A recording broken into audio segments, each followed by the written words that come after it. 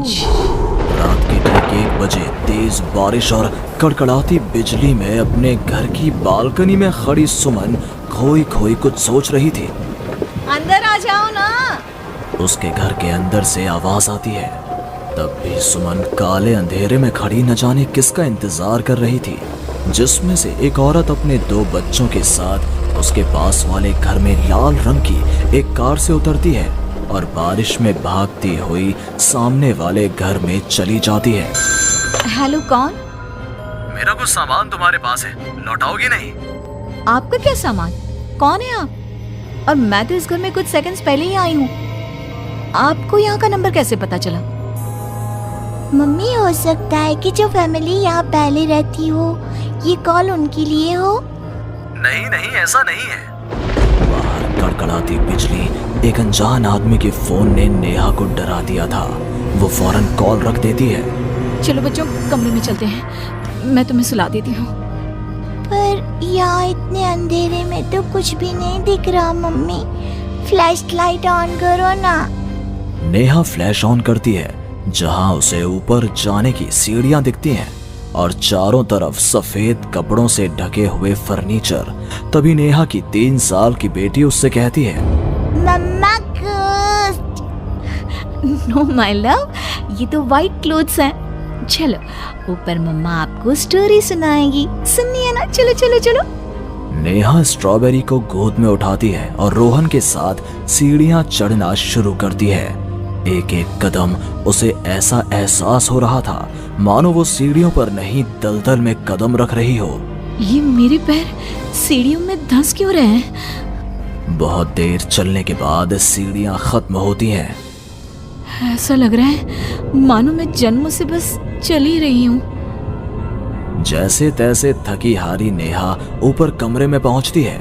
जैसे ही flash bed पर पड़ता है, वो देखती है कि उसके दोनों बच्चे पहले से ही बिस्तर पर सो रहे हैं। मेरा सर चकरा रहा है। बच्चे तो मेरी गोद में थे, यहाँ कैसे आ गए? और वो भी मुझसे पहले। नेहा कुछ समझ नहीं पाती और बेसुध होकर जमीन पर गिर पड़ती है। अगली सुबह उसकी आंखें सूरज की किरणें चेहरे पड़ने से खुलती हैं। नेहा बालकनी में जाती है, जहां उसे सुमन अपने बालकनी में खड़ी दिखती है। ऐसा लग रहा था मानो सुमन रात भर से वहीं खड़ी थी। सुमन नेहा को मुस्कुराकर देखती है। हेलो, मैं यहाँ कल ही शिफ्ट हुई हूँ। मेरे हस्बैंड का यहाँ ट्रांसफर हुआ है। आसपास कहीं घर ही नहीं मिला, तब 40 किलोमीटर दूर यहाँ ये घर मिला। आप यहाँ पर कब से हैं? पता नहीं, सालों हो गए, यहाँ कोई आया ही नहीं। पर अब तुम आई हो तो राहत सी लगी। आओ ना घर पर। हाँ हाँ, क्यों नहीं, मुझे भी कंपनी मिल जाएगी। वैसे कल रात ना यहाँ कुछ अजीब महसूस किया मैंने। मैं आकर बताती हूँ। नेहा सुमन से मिलने उसके घर जाती है और पिछली रात हुए इंसिडेंट के बारे में उसको बताती है। ये तो कुछ भी नहीं है नेहा, ऐसे तो कई इंसिडेंट्स मेरी एक फ्रेंड के साथ भी हुए हैं और रोज होते ही हैं। सुमन अपनी कार में बैठी अपने नए ठिकाने की ओर बढ़ रही थी। जंगल के बीच से गुजरती वो खुद से कहती है, ये सिविल इंजीनियर्स की लाइफ ना बड़ी मुश्किल है, कहाँ जंगल झाड़ी में रहना पड़ेगा। कार एक घर के पास रुकती है। लीजिए मैडम, हम आ गए। आपको कुछ जरूरत हो तो मुझे कॉल कीजिएगा, मैं ये बगल वाले घर में ही हूँ। सुमन घर के अंदर जाती है। डाइनिंग टेबल पर पहले ही खाना रखा हुआ था, पानी का ग्लास भी, टीवी ऑन ही था। ऐसा लग रहा था मानो अभी अभी यहाँ कोई था या है।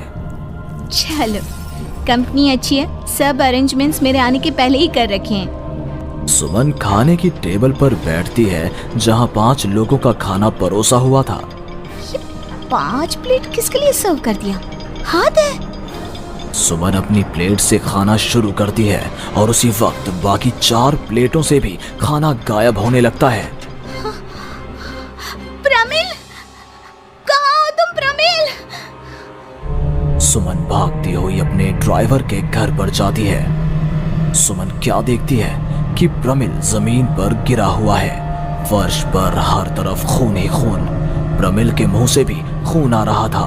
वो कराहता हुआ कहता है, मैम यहाँ रूहें रहती हैं, ये आपको भी नहीं छोड़ेंगी।